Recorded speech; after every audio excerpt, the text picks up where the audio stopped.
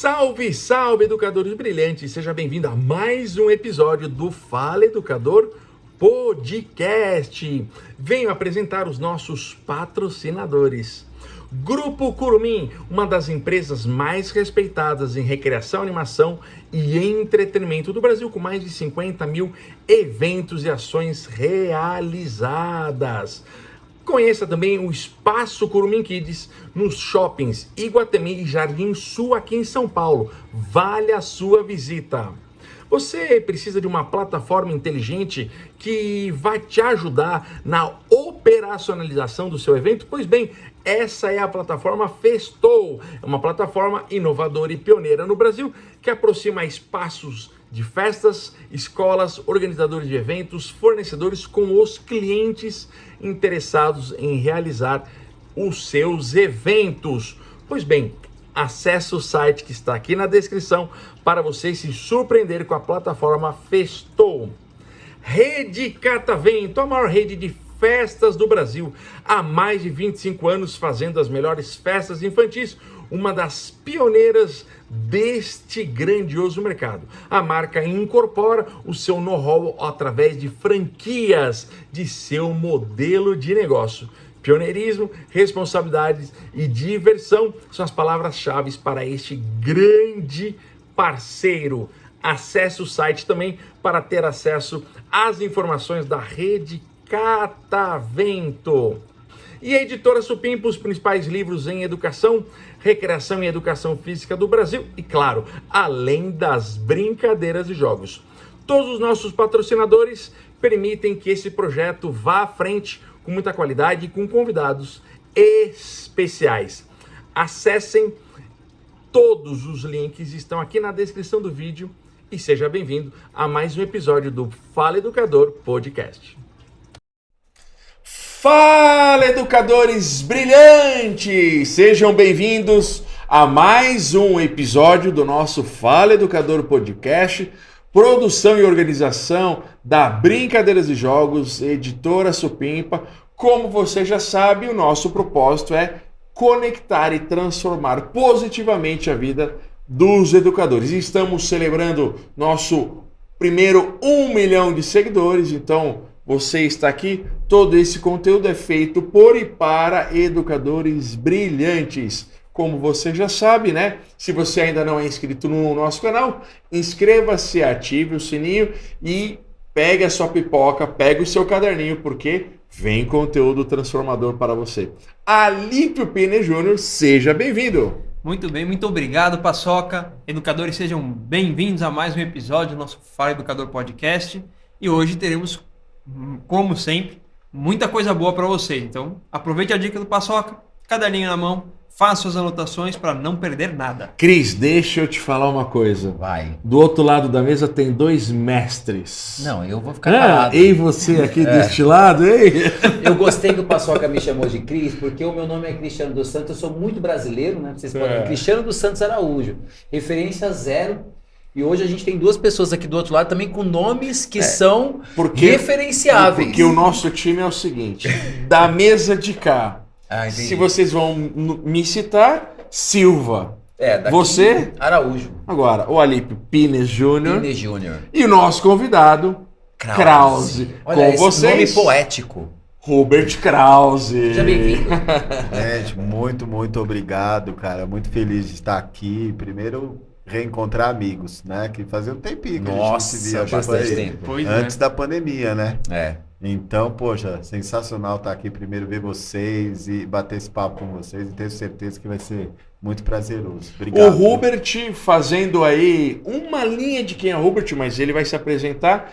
Ele é um dos maiores, talvez o maior consultor sobre festas, buffets, casa de festas e entretenimento do Brasil. Tem uma responsabilidade muito grande há muito tempo, né, de levar gestão para esse mercado, para as empresas, né, e é uma pessoa de quase 20 anos de amizade, muitas coisas, um ex-baixista de uma banda de reggae, por incrível que pareça, né, pai de 2 crianças, um adolescente, 12 anos, 12 E anos. agora mais um no forninho também. Terceira.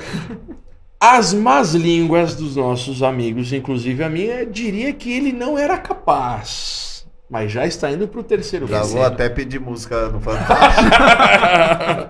Rubert, seja bem-vindo. Você é um amigo querido.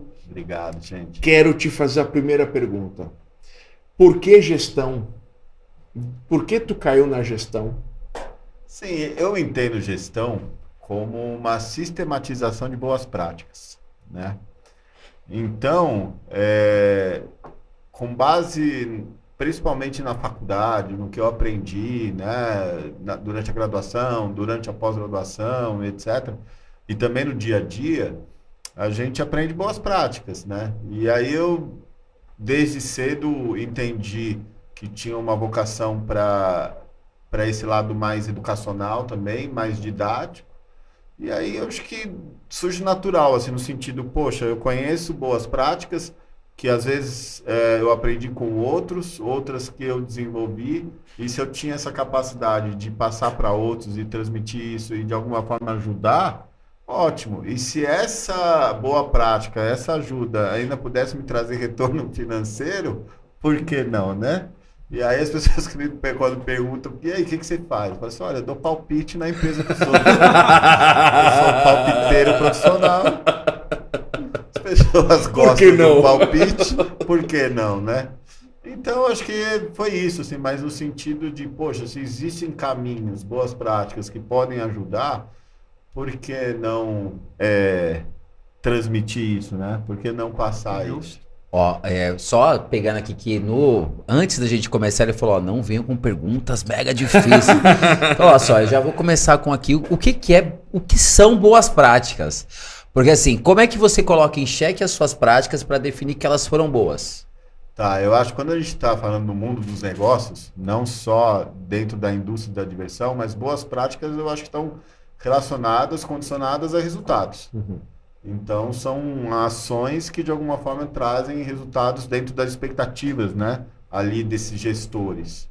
Então, por exemplo, nesse mundo das festas, né? Na parte mais operacional, gestão operacional, boas práticas estão muito ligadas a processos e procedimentos. Né? No sentido assim, poxa, o que eu posso fazer para que não aconteça um esquecimento? Uma falha durante ali a realização de uma festa que está associada ao esquecimento de algumas tarefas que não foi feita. Então, por exemplo, tem um checklist, então vamos criar um checklist. Esse, por exemplo, seria um modelo de boa prática aí dentro dessa questão operacional. Dentro da parte de gestão de pessoas, né? Então, uma das boas práticas, muitas vezes, é definir funções. Então, poxa, muitas vezes as pessoas ali começam a trabalhar dentro de uma empresa, coisa e tal, e aí, muitas vezes, não tem claro para que realmente elas foram contratadas, o que se esperam delas, até onde, de alguma forma, ela pode ir de autonomia. Então, por exemplo, seria uma boa prática dentro da gestão de pessoas definir essas funções.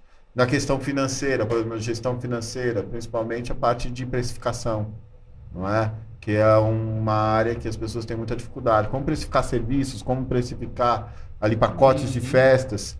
E, então, se você tem, de alguma forma, uma metodologia que te traz essa segurança no sentido, primeiro, eu acho que você não pagar para trabalhar, que eu acho que é o maior medo, né, dos gestores. Mas será que eu estou tendo lucro? Será que realmente eu não estou pagando para trabalhar? Então, por exemplo, uma boa prática na questão de gestão financeira. E é assim, cada setor, de alguma forma, cada área ali dentro da empresa, a gente pode implantar essas boas práticas, né? E o mais interessante delas é que elas nunca estão fechadas. Assim, sempre existe uma possibilidade para aprimorar e para redefinir. Você tem...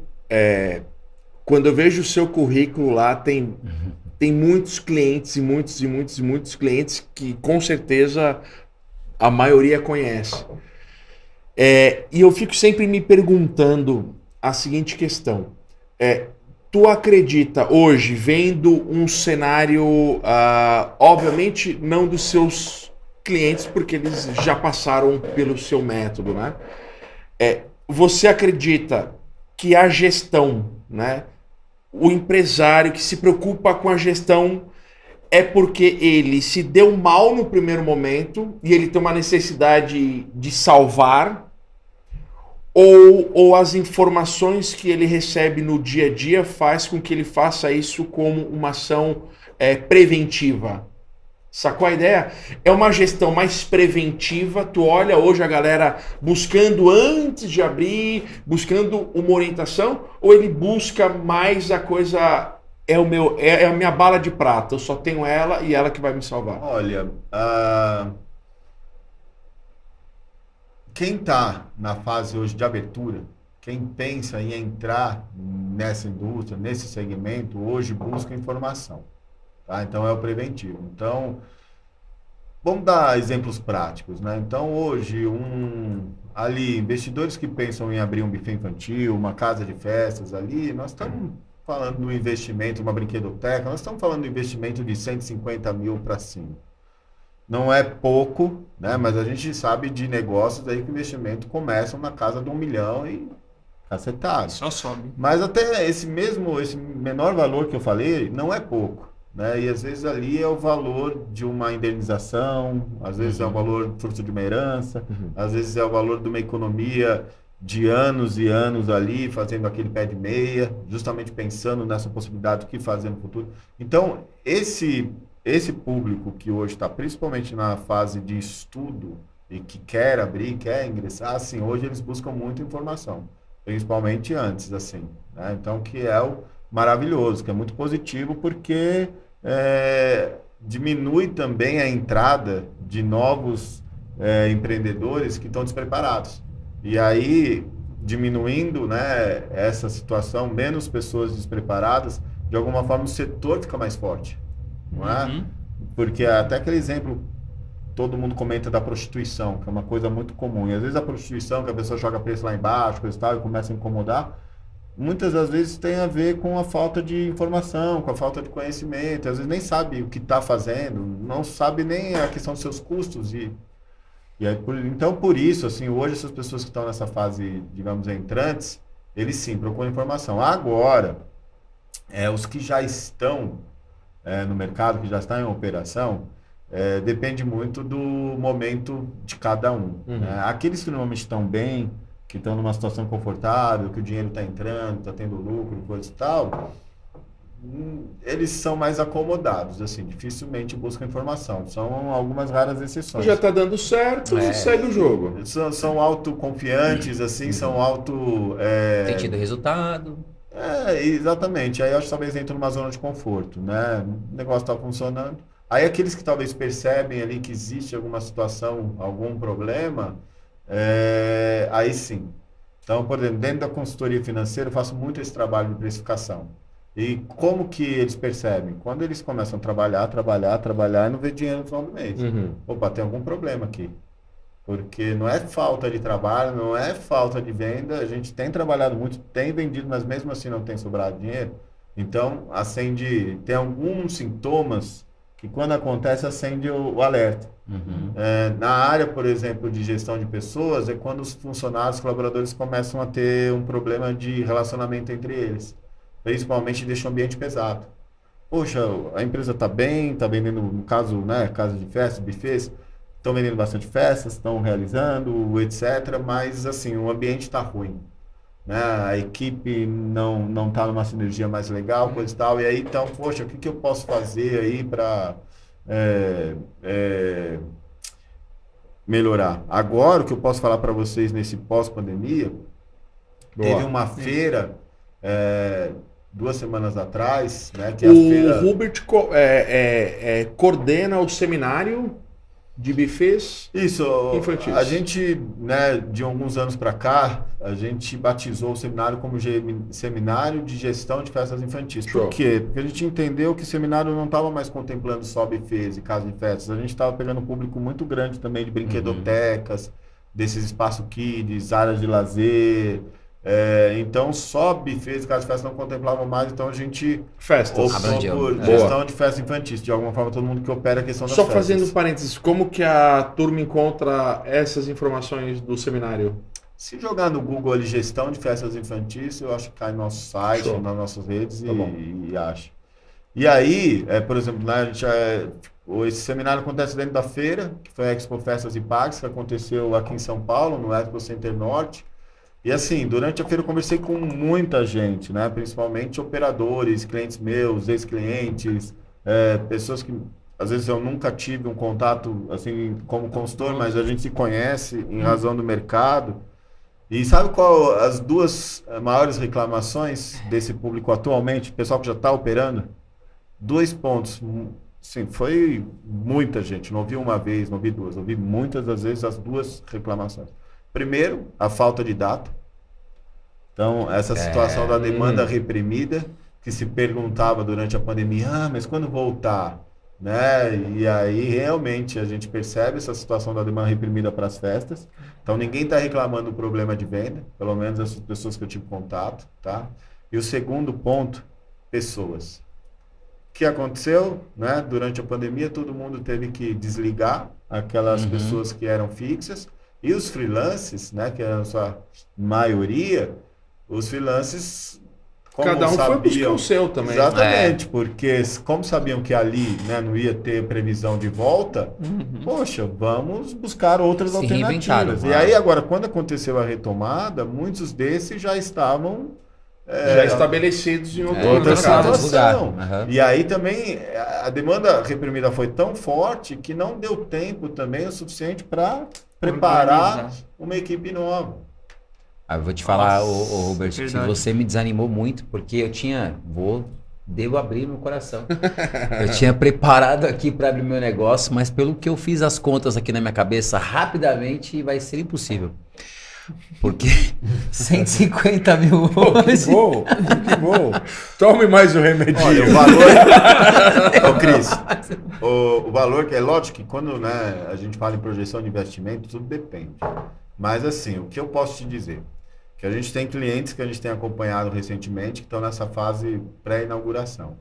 E aí a gente sempre faz a pergunta seguinte: quanto total, né? Desde então lá do início até agora, né? O buffet vai inaugurar, por exemplo, tá? Hoje inaugurou. Então vamos fazer aí um retrospecto, pega a planilha lá e vê quanto foi a projeção de investimento. Beleza. E aí a gente pega e divide pelos metros quadrados. Então, imóvel de 400 metros, 500 metros quadrados, 1.000 metros quadrados, a gente divide aí pelo tamanho do empreendimento. Aí, então, a gente tem um valor por metro.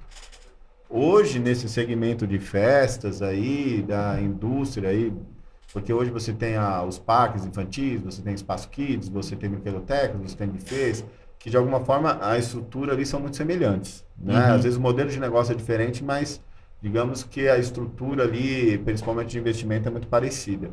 E hoje a gente pelo menos trabalha aí com cerca de R$ 1.500 o metro quadrado.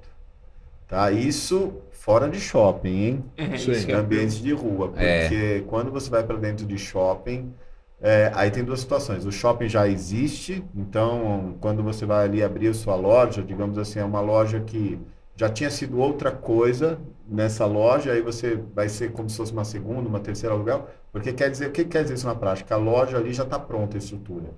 Agora, quando é shopping novo, que é o que a gente chama de loja no Shell, que não tem nada, você vai ter que fazer todo esse investimento aí para adequar a loja, que é ar-condicionado, hidráulica, elétrica.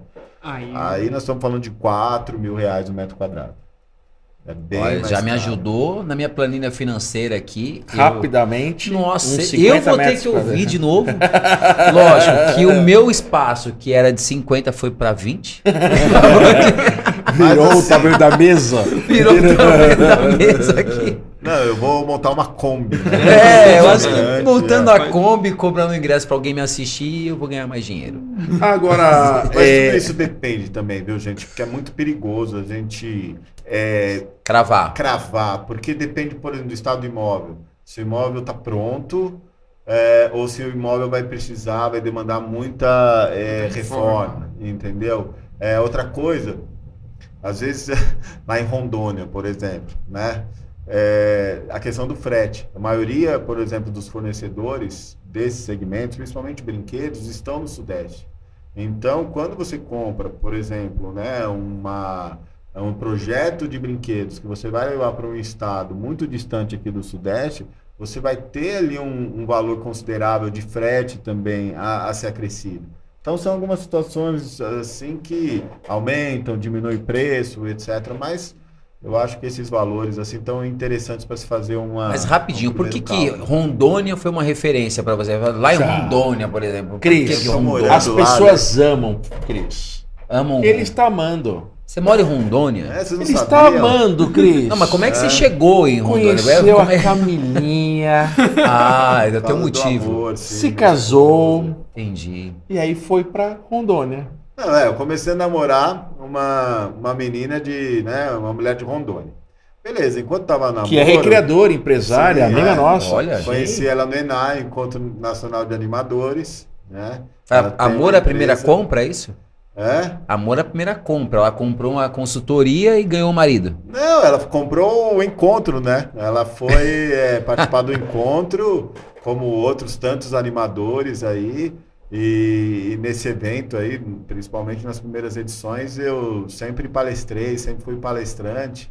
Então, eu criei um relacionamento muito bacana com todo mundo. Com uma né? turma. Um grupo. Ah. E aí, essa turma era amiga dela também, virou amigos em comuns. E aí aconteceu foi o seguinte, começou a namorar, o negócio evoluiu, né? O Hubert é meio igual eu. Tem medo de ficar sozinho. É a primeira pessoa inteligente e bacana. Eu te amo para sempre. Até mesmo porque, poxa, eu não vou conseguir. Até mesmo é isso aí. Então, né? É incapacidade, né? E aí, cara, a gente começou a namorar, eu ia pra lá, ela vinha pra São Paulo, a gente se encontrava às vezes no meio do caminho, em alguns lugares. Ah, eu vou dar uma consultoria em tal lugar. Aí ela ia pra lá, a gente se encontrava lá, eu trabalhava e curtia um pouco o lugar. E tava ótimo. Aí só que o negócio começou a ficar sério, a gente definiu casar. E assim, ela lá com a empresa já, funcionários, Estabilizado, escritório, estabilizado. Eu já como consultor, home office, cada dia num lugar diferente, etc. A gente entendeu que era muito mais fácil eu me adaptar do que ela. E aí, então, desde 2019, quando a gente casou, eu mudei para lá, mas também fico nessa ponte aérea, São Paulo, Rondônia, às vezes também viajo para atender algum cliente. E estamos aí, né? É o amor, Cris. O que, aliás, viajar várias vezes pro relacionamento também é maravilhoso. Que dá saudade, né? Esse negócio de ficar todo dia ali. Cara, ele só parece tonto, mas ele é esperto pra caramba, pô. Ô Rubens, você acha que os empresários... Tu falou uma coisa que me deu uma cutucada aqui. A zona de conforto dos empresários, né? Como consultor aí de várias empresas de muito valor no Brasil e fora também, tu acha que os empresários precisam tomar coragem organizada e buscar a expansão do seu negócio? Ou você acredita que não é o momento de buscar a expansão e sim ali buscar uma segurança do próprio negócio? Olha, eu acho que cada caso é um caso, Sim. tá? Então, porque tudo muito depende desse perfil desse empreendedor. Então, o que eu posso falar para você, antes da pandemia, lembra que antes de 2014 o Brasil estava com a economia em aceleração, Uhum. assim. Então, a gente percebia assim, uma expansão, quem tinha uma unidade indo para uma segunda, terceira unidade maiores. Tá. Sabe? Porque a economia... Pilotou? eu aprendi a Sim. operar, poxa, e agora eu vou para uma unidade maior, né? Etc. Aí veio 2014, acho que você lembra a Copa do Mundo, o famoso 7-1. Inesquecível. E o que aconteceu com o Brasil, principalmente depois da Copa do Mundo, né? O Depois Brasil que perdeu de numa... 7-1. Deve ter sido 7-1. O Brasil entrou numa crise e aí a gente viu esse setor que antes estava em aceleração, em desaceleração. E aí esses empresários que mesmo assim ainda apostando no mercado, no futuro, o que a gente percebe? Os que estavam expandindo, estavam indo para unidades menores. Né? Porque até mesmo em razão dos anos anteriores, iam para imóveis maiores, né? Porque festas maiores, teoricamente a rentabilidade era maior. E aí, de repente, você vê um movimento inverso, né? Para aqueles que estavam expandindo, no sentido de ir para unidades menores, porque as festas estavam diminuindo, etc. Aí, 2019, que foi o ano antes da pandemia, o mercado estava em aceleração de novo. Então a gente já percebia também um novo movimento voltado à expansão, de abrir empreendimentos maiores, mais sofisticados, mais luxuosos. A gente percebia já um investimento, uma preocupação maior com isso. E aí veio a pandemia. Fecha as portas. Né? Foi muito cruel com o nosso Sim. setor, foi o primeiro a fechar e o último a abrir, né? Tem um dado da Asbraf, se eu não me engano, com a associação que cuida dessas empresas de festas, e dizem, segundo eles, 62% do mercado de buffets e casas de festas fecharam durante a pandemia. Uau, puxado, hein? E assim, conversando muito com o Marcelo Goffieri, que é o CEO lá da Rede Catavento, amigo meu também, que hoje está à frente como diretor de buffets infantis da Adibra, também, ele fala assim, Bert, esse número vai aumentar ainda. Por quê? Porque agora os buffets, eles têm que realizar essas festas que foram reagendadas. Verdade. Então, você tem... E nesse nosso segmento é o seguinte, quando você vende a festa, o dinheiro entra. Quando você realiza a festa, o dinheiro sai. Né? Então, essa grande demanda aí que teve de festas Não é looping, reagendadas... Não é looping. essas festas reagendadas, agora todas precisam ser realizadas agora. Então, o dinheiro, assim, que já estava escasso, porque de alguma forma conseguiram sobreviver durante esse tempo de pandemia, ainda o ralo não fechou o ralo.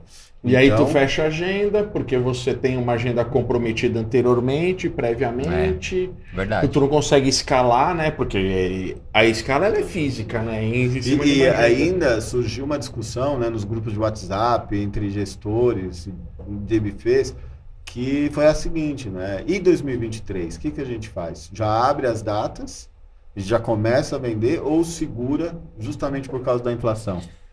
Assim, poxa, eu vou segurar essas datas, que de alguma forma é o que a gente... É algo que vai gerar riqueza para mim. E nesse movimento de mercado tão difícil de fazer essa leitura do que vai acontecer, então eu vou segurar essas datas, não vou abrir para mais próximo eu conseguir ter um valor, né, ter uma ideia melhor como está o mercado, inflação, custo dos insumos, então precificar lá para frente e não correr o risco de vender essas datas por um preço que depois lá na frente não vai ser suficiente.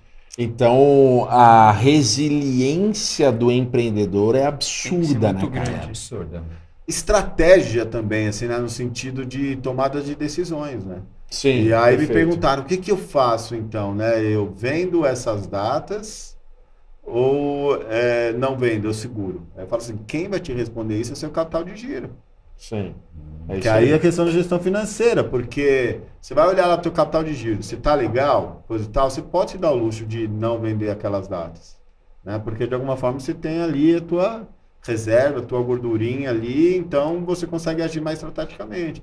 Agora, aqueles que estão com problema de capital de giro, estão descapitalizados, talvez não vão poder se dar esse luxo. Eu preciso vender essas datas, porque já que eu não tenho mais datas esse ano, né? Eu preciso já abrir a agenda e assumir esse risco.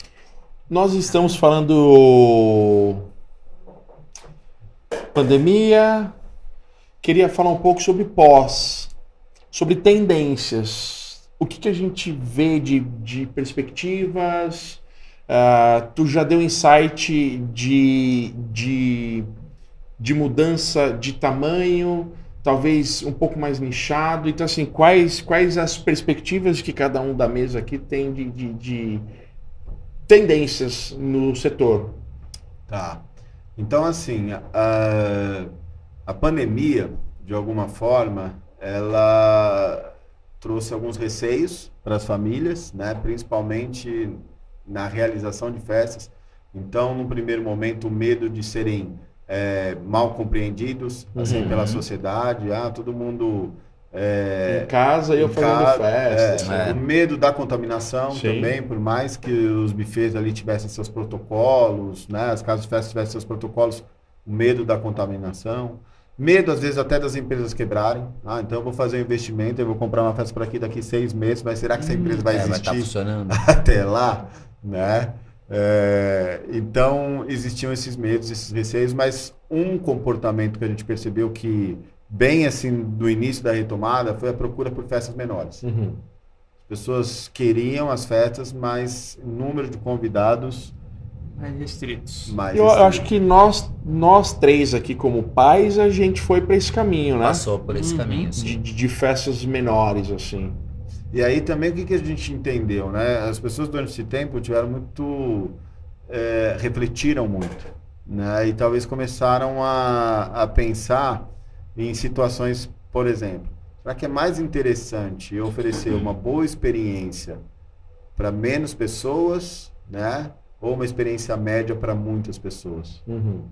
E aí eu acredito que as pessoas começaram a valorizar essa primeira situação. Não, Tu poxa, acha que esse pensamento cria novos nichos, novas oportunidades, novos modelos? Sim, né? Sim, e aí tem os novos modelos de festas, Ok. que aí é legal, eu vou falar um pouquinho, e novos modelos de bufês e espaços, principalmente na questão da ambientação. Então, assim, antes da pandemia, já estava muito em alta esse conceito do alternativo, né, dos sem eletrônicos. Isso ficou ainda mais forte. Só que, assim, não basta também não ter eletrônicos e ser dentro de um galpão fechado. Então, começou a procura também por espaços sem eletrônicos, mas também com partes abertas. Então o imóvel ele tem um terraço, ele tem uma área verde, tem um quintal, etc. Isso também começou a acontecer. Um outro modelo também que surgiu um pouco antes da pandemia, mas também que agora eu percebo com mais força, é um modelo de festas que estão chamando de festas intimistas. Então, são casas de festas, bufês, mas que adotam uma questão do livre brincar. Então, Sim. você tem muitos brinquedos, mas não desses brinquedos tradicionais que nós estamos acostumados a ver em casas de festas, em parques, mas brinquedos, principalmente da linha dos brinquedos pedagógicos, dessa linha montessoriana, coisa e tal, e que eles ficam, por exemplo, numa sala, em diferentes nichos, a festa começa livre. A da Maria Flor de 4 anos foi nesse nessa modelo. linha. Foi nesse modelo. E a gente vê uma tendência nesse sentido. É mais um conceito, Que que se abre, né? E aí, em relação a festas, o que eu acho que a gente tem mais de novidade são as festas compartilhadas. Mas não que a festa compartilhada seja uma novidade, mas dentro de bufês e casas de festas, sim. Então tem algumas curiosidades, né? Os bufês infantis é um modelo de negócio inventado no Brasil. Então em nenhum outro lugar tem esse modelo de festas exclusivas, né? Existe um espaço onde você pode fazer uma festa exclusiva, onde só seus convidados vão ter acesso durante aquele tempo, Sim, no Brasil existe isso, porque o resto do mundo, como funcionam principalmente as festas infantis? Os pais levam as crianças para parques, restaurantes, lanchonetes que tem brinquedos e é todo mundo junto. tem ali. aqueles filmes americanos lá nos parques. Eu já tô pensando em mudar o meu nicho. Eu vou para os Estados Unidos. Não, e poucas crianças, né? Poucas crianças. Poucas crianças, porque pequeno, as pessoas de outros países é muito fácil para eles. Se é festa de criança, é só criança. Não tem essa coisa que no Brasil tem, que uma festa de criança a gente vê a mesma quantidade ou até mais adultos. De adultos, uma coisa que A pra gente eles consegue chegar num nome de quem criou isso? Olha, Qual é pesquisando aqui, antropologia. a gente acredita que, pelo menos assim, dos dados que a gente tem, o que a gente acredita aqui que foi em São Paulo. Tá. E a minha referência hoje idealizador é o Marcelo Goffieri, da Rede Catavento. E sim. até no meu podcast, ele foi o meu primeiro convidado, né, do episódio número 1, e justamente conta isso, a história dos bufês infantis, como ele começou. Qual é o seu podcast? Podcast Entreter. Que é no canal Consultoria da Diversão. É isso Muito aí. bem. Obrigado pelo jabá. Porque eu fui com o Xing para a Argentina, acho que foi 2014, 13. E aí rodamos ali, Buenos Aires e tal. Fomos para um seminário de recreação e tempo livre. E aí nós achamos um buffet em Buenos Aires. Mas quando a gente olhou o buffet, parecia que eu estava na década de 40. Então, assim, nada tecnológico, o wall deles era uma cama elástica. Aí eu olhei e falei assim, nossa, mas isso aqui no Brasil já não tem mais. E aí eu fiquei me perguntando exatamente isso. Será que é uma cultura brasileira, né? Porque Buenos Aires, capital, nós não achamos nada. Só uma portinha que falava festa, só isso. Ó, eu posso... Agora eu vou fazer uma pergunta um pouco Cris, mais... você pode tudo. Vou fazer uma pergunta um pouco mais... dentro dessa tendência, dessas abordagens que são um pouco mais intimistas, que você trouxe, de exploração muito mais natural da criança com espaço, com essa evolução tecnológica gigantesca que a gente passa, desde o boom das redes sociais, que acho que a gente passa por isso, a invasão dessas redes sociais na infância, o que a gente tem de criança brincando com TikTok ou querendo ser um youtuber já, hoje talvez a profissão do futuro para a criança é essa expectativa. Na minha época, a gente queria ser jogador de futebol. Jogador de futebol. Né? Hoje as crianças querem ser youtuber, TikToker. Né? Talvez seja uma resposta também de quem sonha em ver o filho vivendo a sua história. Porque eu acredito, por exemplo, eu gostaria que meu filho até tem muito de mim, viva essas experiências que são mais sociais e menos digitais. Porque a gente sabe que existe uma ilusão nessa mídia digital que te convence de várias coisas, menos de quem você é. E aí, por isso que eu falei que seria uma pergunta um pouco mais... Talvez essa expansão desse modelo de negócio, será que é por uma expectativa de que a sociedade se volte para si e não para o outro? Olha... Eu vou responder mais do aspecto mercadológico, Boa. Comercial, porque é uma pergunta que tem um fundo sociológico aí, antropológico, talvez eu não me sinto capaz de responder. Mas assim, comercialmente falando, a questão é que existe espaço para os dois. Existe espaço para o não digital e existe espaço para o digital. O que é muito interessante nesse mercado é a novidade.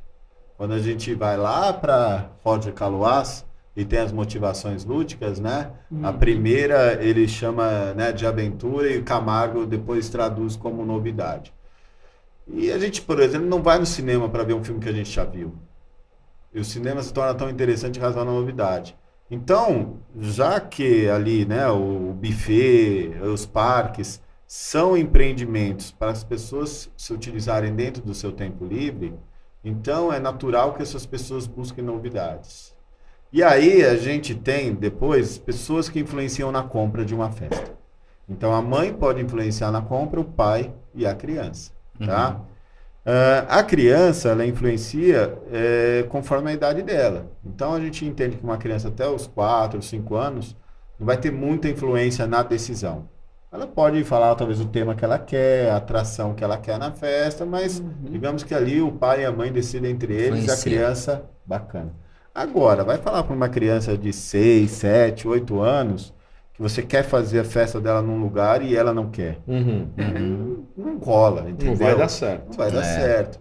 Então, o que acontece? Essa mãe, esse pai, talvez por essa situação que você comentou, vão gostar muito de fazer ali num ambiente onde resgate a nostalgia, né? Que, poxa, isso aqui eu brincava com quando eu era criança e quero que meu filho vivencie essa experiência. Legal, existe mercado para isso.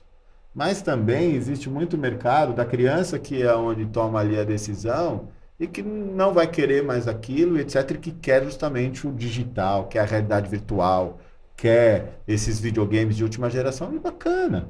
São 3, 4 horas. Eu acho que também não é dentro ali desse espaço da festa que você vai mudar a vida do menino. Acreditar é nisso, lógico que eu acho que os profissionais estão ali, de alguma forma, podem exercitar a questão da educação em alguns momentos, numa situação ali, interferir. Poxa, isso não é legal, não faz isso. Mas também eu acho que não é o foco principal ali do buffet ou desse espaço da indústria da diversão. Realmente trazer entretenimento. Prazer, durante aquele tempo tá ali. Então eu acho que todos esses modelos podem andar juntos. Porque a demanda é tão grande que vão existir pessoas que gostam de uma coisa, pessoas de outra, e eu acho isso que é legal no Brasil, é essa diversidade. Eu acho que para o profissional é importante uma coisa que o Hubert falou aqui, que é você entender onde você está e qual a função desse espaço que está sendo ocupado pelas pessoas ali. Porque se eu estou no espaço de educação mais formal, eu tenho um princípio. Se eu estou no espaço que é de lazer, de diversão, eu preciso repensar como eu atuo nesse espaço. Qual a minha intenção e o que eu quero vender. Se você descobrir o que é isso e como se entrega, acho que você tem um nicho de trabalho que é interessante já reconhecido. E talvez assim, empreendimentos mais voltados à educação, né, digamos assim, que tem esse objetivo ali, de alguma forma transmitir a questão do conhecimento, da aprendizagem, talvez o foco realmente ali, a preocupação ali é no conteúdo, talvez na didática, na metodologia, né? Agora, por exemplo, para espaço de festas, bufês, o foco principal durante a diversão nem é o aprendizado, mas a segurança. Então, poxa, já que nós estamos nos propondo a fazer isso por troca ali, alguém está nos pagando, né? Existe uma transação comercial, então eu tenho que garantir principalmente a questão da segurança. Então, hoje, quando a gente fala em parques temáticos, Disney e etc., a preocupação que esses parques têm com segurança, em primeiro lugar, né, para depois se pensar no resto, né? E aí tem aquelas chaves da Disney, que, né, aquele conhecimento, né, aquele conceito tão já transmitido, mas que a primeira chave é segurança.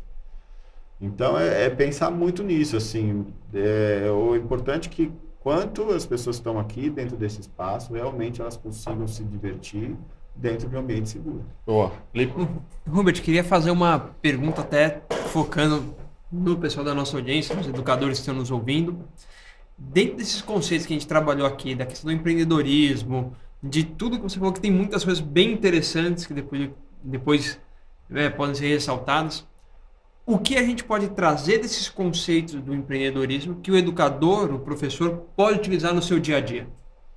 Olha, o primeiro é que a diversão, o lúdico, é um excelente instrumento para conseguir engajamento, é um excelente instrumento para conseguir aprendizagem, é um excelente instrumento para se relacionar.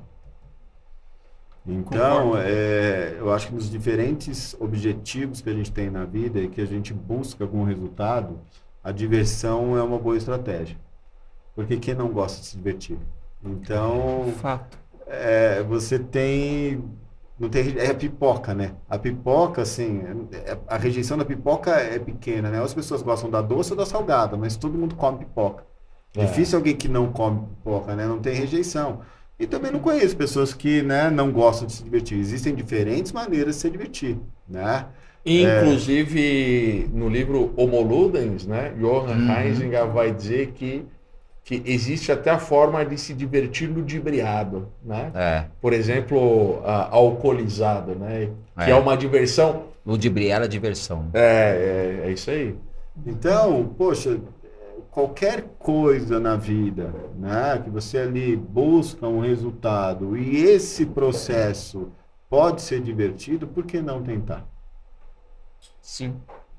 Não existe nada mais lúdico do que viver. Se o seu viver não está lúdico, você precisa ludibriar. Ludibriar, de alguma forma. Um jeito. E eu acho que cabe a nós, profissionais da diversão, que gostamos de estudar sobre isso, justamente sugerir e mostrar para essas pessoas que estão à nossa volta como fazer. Ô, Hubert, agora um pouco mais sério de novo. Mas existe também uma busca incessante pela diversão, né? Isso é algo que a gente vê claramente. As pessoas, elas saem para se divertir, elas escolhem uma série para se divertir. E aí eu acho que é importante a gente pensar. Por isso que existem vários nichos de atendimento e várias possibilidades de mercado. Porque existem diferentes perfis, diferentes maneiras de se divertir. Por exemplo, eu gosto de tomar um café e ler um livro. Então, onde eu vou para me divertir? Fatalmente, eu vou procurar uma livraria onde tenha café. E aí, quando eu chego lá, me deparo com várias pessoas iguais a mim. Então, que é um outro reencontro social. Então, você vai buscar encontrar com pessoas que pensam igual. Para, de alguma forma, fundamental o que você está me dizendo, eu lembro do Mazedier. Dos interesses culturais. O cara falou que não queria pergunta difícil, pô, já, Camargo, do Mazedier. Provocou também. Você pediu. Mas eu tô aqui já quase saindo. Apesar de existir muitos autores, mas tem dois em especiais que eu acho que eles são mais aplicáveis, principalmente na prática. Pelo menos nas minhas metodologias, nas minhas consultorias, eu sempre lembro dos dois. Que é o Kaluá, fala das motivações lúdicas, e há 20 anos eu fico me perguntando, mas existem mais? Não é possível que sejam só 4. As 4, aventura...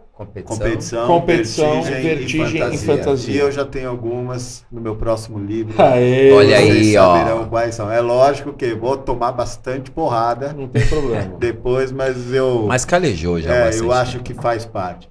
E o outro autor também, que eu acho muito interessante na questão da prática aplicável, é do Mazidi, quando ele fala dos interesses. Aí depois a gente tem Camargo, que complementa, Gisele, que complementa, Pimentel, Juliano. Então, assim... Galera, essas referências para quem trabalha não só com o entretenimento, mas com brincar também, eu acho que precisa... Eu, por exemplo, eu sou educador, né, atuo em escola, e a minha base para a criação de aula passa por Dumas Edier, passa muito pelo Roger Kaluá, então eu acho que são referências que você... Gisele Schwartz, que você, educador, que está assistindo, precisa pegar. Na indústria da diversão também. Por exemplo, às vezes um buffet infantil chega para mim e fala assim, Hubert, poxa, eu estava querendo aqui renovar a minha oferta de entretenimento, meus brinquedos, o que você sugere? Poxa, eu vou lá com um checklist básico, assim, ó, o que tem de aventura, o que tem de competição, olha o que a tem dica de vertigem, o que tem de fantasia. E às vezes ali você percebe, poxa, não tem nada de fantasia. Então, não consegue pegar o público de 3 a 6, por exemplo. Educadores, presta atenção. Dica primordial, Roger Kaluá, no livro O Jogo e os Homens. O Jogo e os Homens. O Jogo e os Homens. Não, e também, assim, ler Kaluás, mas o mais louco é que todo mundo também, dessa mesa já leu, hein? Já lemos. Olha isso, todo mundo dessa mesa já leu. Mesmo não sendo mestres. Mesmo não os sendo mestres estão do outro lado. Aliás, já até separaram aqui. E é maravilhoso ir na fonte, mas Sim. se eu não me engano, o Kaluás escreveu isso em 1959. Então, assim, é uma tradução do francês, coisa e tal. Então, assim, leia também o Camargo, Educação para o Lazer, que eu acho que é uma... Nós temos o livro original em francês, mas ainda não fomos capazes. O Camargo já fez isso, cara. Já fez isso, é isso aí. Aproveita, exatamente. Só para a gente fazer um parênteses aqui, Geoffrey Dumas Edier, um sociólogo francês, que veio para o Brasil na década de 60 ali. Isso, ele veio entre a década de 60 e 70 para prestar consultoria para o Sesc, né? Justamente o modelo de negócio do Sesc, ele é pautado na teoria do Mazediana, dentro dos interesses culturais do lazer. E aí ele veio para cá e a partir disso é que foi se expandindo. Ele parece aquele cara da escolinha do professor Raimundo, Ptolomeu, não é? Só levanta a bola, nosso aí, mestre. E ele traz 5 interesses culturais, né? Isso, 5 interesses culturais que está no livro dele, da editora do Sesc de 1980. Que são os interesses artísticos, interesses físicos esportivos, interesses manuais, interesses intelectuais e interesses sociais. E aí faz uma bela ponte do que o Hubert estava comentando, justamente em tentar observar o que isso está presente no caso da consultoria dele, nos na buffets. parte de projetos e equipamentos, né, brinquedos, eu fico mais focado na questão das motivações lúdicas, né? Então eu percebo, poxa, o que tem de aventura, o que tem de vertigem, aventura é novidade, né? Qual que seria aquele brinquedo exclusivo que a concorrência não tem, né? Depois, a questão da competição, que é principalmente os games ali, o Wargame, o Pimolim, etc, né? A vertigem hoje nos buffets está muito associada aos brinquedos que trabalham com questão da altura, arvorismo, parede escalada, aí você tem a torre, o elevador. Ele fala a ideia do sentimento imprevisível. Né? Então, assim, na prática é o friozinho na barriga. Friozinho na barriga. Na prática é isso, né? Borboletas. E fantasia que tem a ver principalmente com a imaginação faz de conta, que são aquelas cenografias, a brincadeira do mercadinho, da casinha, camarim, etc. Sim. Agora, por exemplo, quando eu estou analisando também a questão da programação das atividades recreativas, porque também hoje, né, já faz uns anos aí que os buffets, catfests, parques entenderam a importância da recreação também como complemento à oferta de brinquedos. E às vezes na recreação também eu já fico mais no foco ali, né, mais no checklist do Mazedier. Pô, mas só tem atividades de desgaste, né, de atividades físicas e esportivas. Mas, poxa, e aquela criança que talvez prefere um intelectual, prefere uma gincana mais Ou então aquelas oficinas manuais. Então aí eu também falo, poxa, dentro desse repertório de atividades precisam contemplar todos os outros interesses também. E ali pra gente fala que parece uma mesa de DJ. Né? Precisa estar ali bem equilibrado. Gisele Maria Schwartz traz em 2013 os interesses virtuais. Né? Professor Camargo da USP traz em 2003 os interesses turísticos, que é quando você tem principalmente a mudança do estético e mudança de cenário.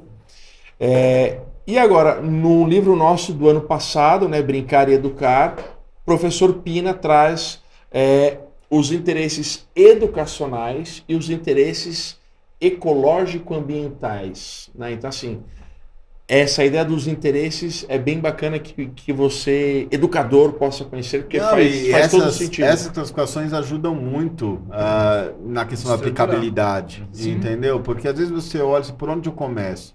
Poxa, se já existe essa classificação, agora é muito mais fácil começar. Você começa com um checklist básico. Pô, ok, não, ok. Aí desse checklist inicial, você pode fazer uma análise SWOT. Que aí você começa a analisar pontos fortes, pontos fracos, ameaças, oportunidades. Então, poxa, tô dando minha metodologia aí de consultoria. Eu gostei do nome, SWOTs. Mas assim, dentro da gestão é super super comum, conhecido. Eu acho que na educação talvez forças fraquezas. Porque eu já tava esperando entrar uma galera aqui na mesa descendo de cabo de aço, SWOTs. Análise SWOT. Meu inglês é ruim mesmo, é mais SWOT. Ou para português, análise fofa. Gostei mais desse. Porque análise interna é forças e fraquezas. Entendi. Análise externa oportunidades e ameaças. Então tu coloca um jogral ali. Porque isso está muito associado a decisões estratégicas. Quando a gente fala em estratégia, a gente fala em futuro. Então, para pensar o futuro, eu preciso entender o presente. Né? Então, o futuro, eu vou tentar diminuir essas fraquezas. Né? Então, o que eu posso fazer? Né? Os meus pontos fortes é como o nosso Fernando falou, assim, no sentido de fortalecer ainda mais. Só para quem não assistiu o episódio com o Fernando Carvalho, competências socioemocionais. Assistam, muito bom. E escutem. Então, nesse sentido. E aí eu acho que é um bom início, assim, em termos de metodologia para se falar. Boa. Meninos, e aí, show de bola? Show de bola, agora, eu tô aqui já montando meu daria negócio pra gente celular. Ficar horas aqui com o Hubert. Fácil, né? mas agora é aquela hora. Agora vem... Agora tô com medo. Bate bola. Aí, Cris? Escurece a sala. Cris, tem uma pra você também, viu? Pra mim? Sim, e vocês vão entender. Hubert, esse é o momento que é o seguinte. Preparamos 2 opções, tu escolhe uma e aí dá um teaserzinho do porquê. Escolhe aí. Show de bola? Não pode ficar em cima do muro. Mas eu acho que se eu ficar em cima do muro não é porque eu não quero opinar. É porque eu não sei. Eu adoro quando as porque eu não sei. O não sei eu não bom. entendi. É um lugar de conforto. Vamos começar com uma tranquila. Tá bom, vai. Que mexe com a sua vida pessoal. Mano. Vamos lá. Porto Velho ou São Paulo? Não pode falar os dois. Nasci em São Paulo, mas estou eu tô super adaptado a Porto Velho. Boa. Poxa, eu tenho muita qualidade de vida lá. Quando eu tô aqui, eu sinto falta de lá. Mas quando eu tô lá, também eu sinto falta daqui. E tem a ver principalmente com as pessoas. Sim. Né? Então, eu acho que eu escolheria o lugar onde estão as pessoas que eu gosto. Boa. Mandou bem. Que amor é esse? Olha. Camilinha. Mas aqui também em São Paulo tem meus pais, tem meu filho também. Então, se pudesse botar todo mundo junto no mesmo lugar. Tu daria que Porto Velho te surpreendeu? No acolhimento, no ambiente, qualidade de vida? Eu acho que aquilo que todo mundo fala quando sai de São Paulo, né? Que é a questão, o tempo passa diferente. Passa né? diferente. Então você, poxa, num dia eu consigo ir na academia, num dia eu consigo trabalhar, consigo tirar uma soneca após o almoço e o dia rende. Né? Coisa que muitas vezes em São Paulo a gente vê, opa, Já meio acabou o dia. frenético. Já acabou. Então, acho que isso. Pô, você saiu bem da primeira. Foi bem, foi bem. Próxima. Planilha ou caderninho? Planilha, com certeza. Excel é a melhor coisa que inventaram nesse mundo, se chama Excel. Boa. Próxima. Planejamento ou ação? Não vem com ação com planejamento. Ação sem planejamento é cagada. Tá. Esquece. Então, se é para escolher, planejamento. Planejamento. Só que também, assim, não adianta ficar só planejando e não partir para ação. Né? Empreendedorismo, né? Ideias transformadas em ação. Boa. Se não for ação, não adianta de nada. Crescimento orgânico ou crescimento impulsionado? O crescimento orgânico é melhor, porque ele nasce a partir de conteúdo, né? Nasce a partir de uma base... Legal. Mas sólida. também Justa. hoje em dia Sim. a gente tem que dançar igual a música. Se você não faz, se você não tem impulsionamento, também só o orgânico, você não vai sair do lugar.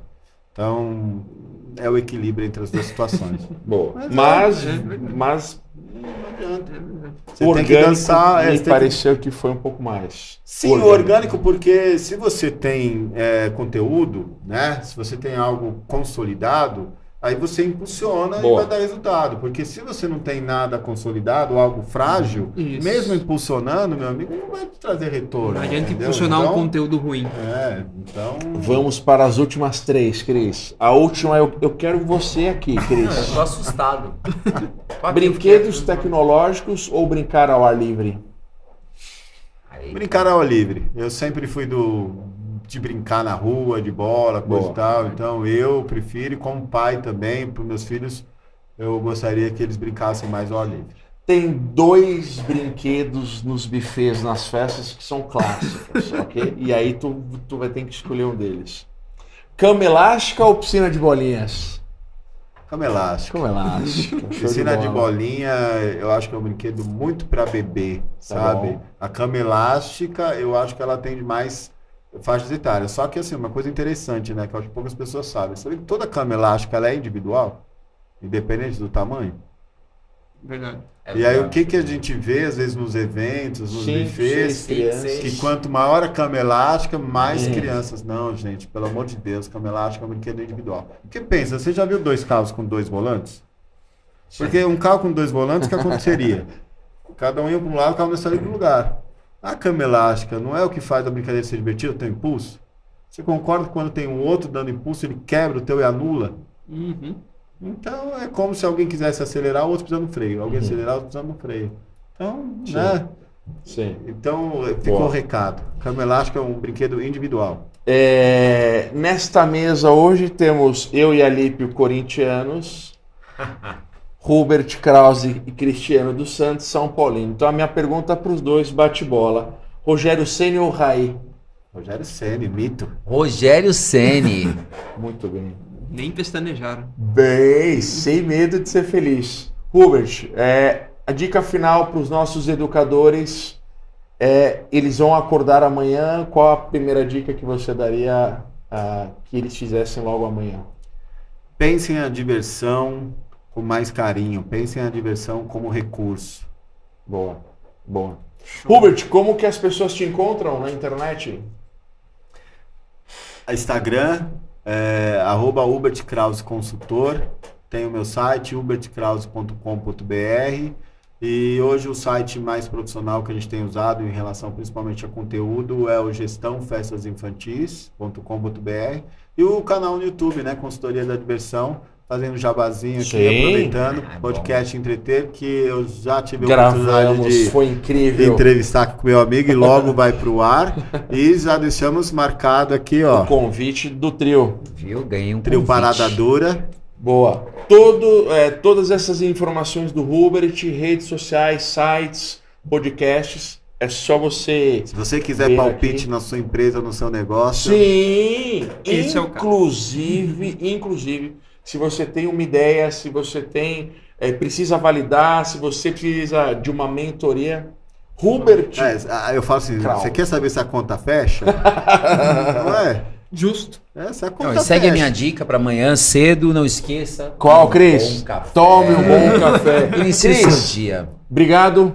Obrigado, foi ótimo. Show de bola. Maravilhoso. Gostei, Valeu. gostei. Alípio, Demais. Mais um podcast sensacional. Parabéns. Hubert, obrigado. Só tenho a agradecer, gente. É muito bom estar com amigos, é muito bom estar com vocês, é muito bom brincar com vocês, né? E, pô, queria vir mais vezes. Foi Me bom. convidem Foi sempre- muito bom.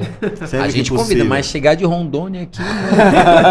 Atenção, educadores brilhantes. Obrigado por vocês terem chegado até aqui conosco. Lembrando, curta o canal, inscreva-se. Gostou do episódio? Compartilhe nos seus grupos. Gratidão sempre pela presença de vocês em todos os nossos canais. Um grande abraço, até a próxima. Tchau, tchau. Valeu.